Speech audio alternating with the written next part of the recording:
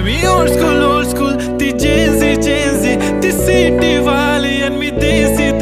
तरी इगो तिला जरा भी नाही मनामध्ये खराबी नाही अपराधी तिच्या मागे डेली क्रेझी तरी वाय सो शाय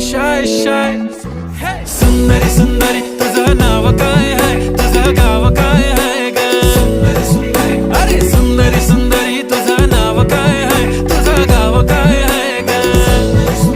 अरे सुंदरी तुझं नाव काय आहे तुझं गाव काय आहे ग